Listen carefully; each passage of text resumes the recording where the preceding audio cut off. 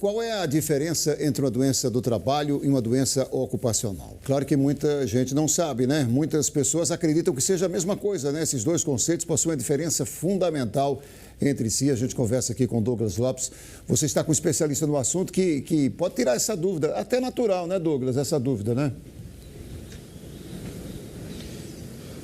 Isso, Gilvan, dúvida nossa, do telespectador, de todo mundo que acompanha a gente. E para tirar essa dúvida, a gente convidou o advogado, especialista Juliano Pessoa. Doutor Juliano, bom dia, boa semana, bem-vindo. Dúvida natural, né?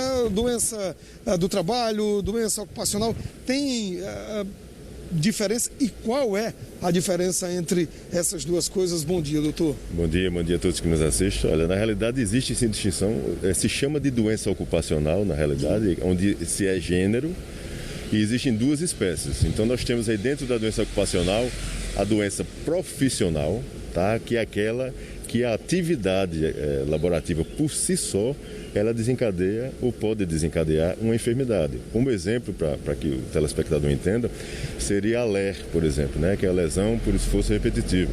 Então, é característico daquele exercício da atividade que ela exerce, aquele repetitivo movimento que pode, sim, desencadear uma lesão. E nós temos a doença do trabalho. A doença do trabalho, em que consiste a diferença? Ela tem ligação direta, interferência direta com o meio ambiente onde a atividade é exercida. Então, se nós fôssemos pegar, por exemplo, a Covid-19 e querer enquadrá-la em uma dessas duas, em um desses dois tipos, nós poderíamos tentar enquadrar na doença do trabalho, tá?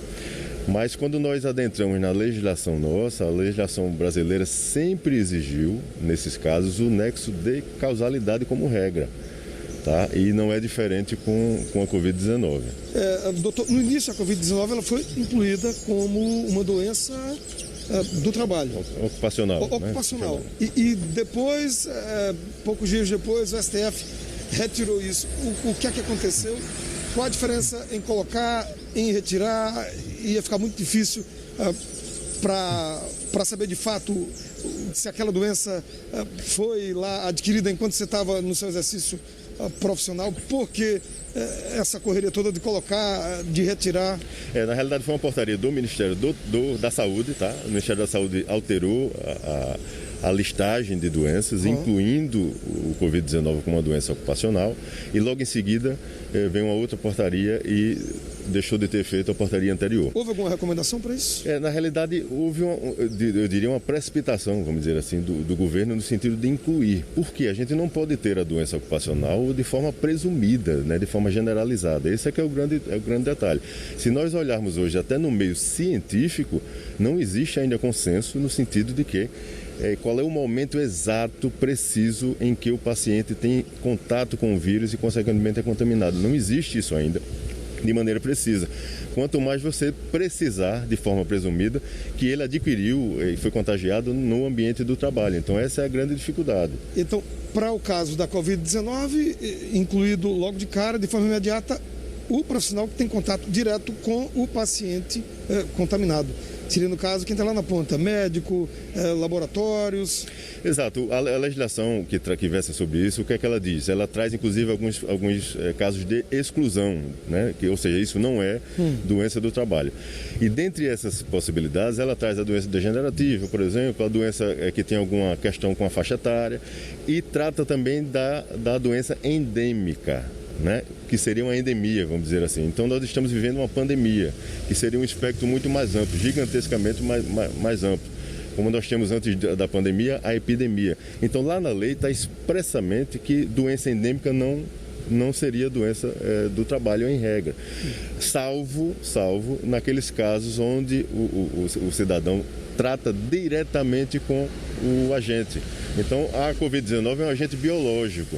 E aí nós poderíamos sim, nesses casos dos médicos, dos enfermeiros, daquele profissional que manipula em laboratório, contato direto, né? Ele tem um contato direto, então em tese, nesses casos nós podemos classificar como uma doença ocupacional, uma doença do trabalho.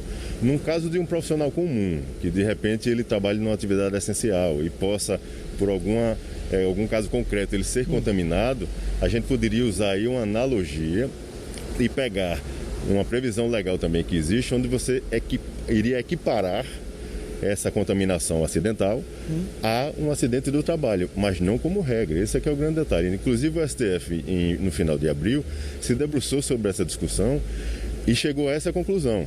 A Covid-19 ela pode ser caracterizada como uma doença ocupacional, uma doença do trabalho, mas isso não de forma presumida. Esse aqui é o grande detalhe que precisa ficar claro para a população. O senhor é presidente da Comissão Estadual de Direito Médico e da Saúde da OAB Alagoas. Como é que vocês têm acompanhado essa relação nesse momento tão difícil e novo que a gente vive, que é a pandemia do novo coronavírus? Eu diria que todos os dias nós temos uma notícia nova, uma publicação nova, uma legislação nova, e a gente tem que estar correndo contra o tempo para levar esclarecimento e também para tratar isso nos bastidores, né? Então, assim, são muitas dúvidas, são muitos questionamentos e não tem como todos os profissionais estarem por dentro disso de maneira generalizada. Mas é bom que a gente esclareça. Casos como esse, por exemplo, é importante que a gente venha aqui e traga essa informação técnica de que, por mais que a população ache que foi uma injustiça retirar, tecnicamente, se a gente for analisar a legislação, o que é que se prevê na legislação, e não só no Brasil, mas em outros países do mundo, sempre se exigiu o nexo de causalidade. Não tem como a gente fazer de forma presumida. Agora, lógico que se a gente for olhar o lado do trabalhador, o lado da população, a gente, com essa questão de ausência de presunção, principalmente em outras profissões, que não são as profissões que tratam diretamente, ele terá, normalmente, uma dificuldade de demonstrar que isso ocorreu, ou seja, que a contaminação dele se deu no ambiente do trabalho. De fato, isso acontece. E qual que é a dúvida? É buscar o setor de recursos humanos da empresa que você trabalha, buscar um advogado para te orientar, te ajudar nesse momento? Eu diria que ele buscaria todos os profissionais possíveis para ajudá-lo, né? Porque assim, ele terá que demonstrar, ele terá que passar por uma perícia, ele terá que passar por alguns requisitos, vamos dizer assim, até ele chegar a demonstrar. Então, é importante que ele busque um profissional da área jurídica, ele busque um profissional médico que, de repente, tem relação com essa questão pericial, para orientá-lo, verificar o caso concreto, ver se pode, de fato, ter alguma chance de se enquadrar que foi no trabalho, no ambiente do trabalho que ele adquiriu, que ele foi contagiado, e aí ele vai desenvolvendo as provas necessárias para poder demonstrar isso. Mas, de forma presumida, de fato, não há como a gente fazer essa ilação. Doutor Juliano, muito obrigado por ter vindo. Bom dia, boa semana, bom trabalho. Eu que agradeço. Obrigado. Gilvan Sofia, segue o bom dia. A gente volta já. Obrigado, Douglas.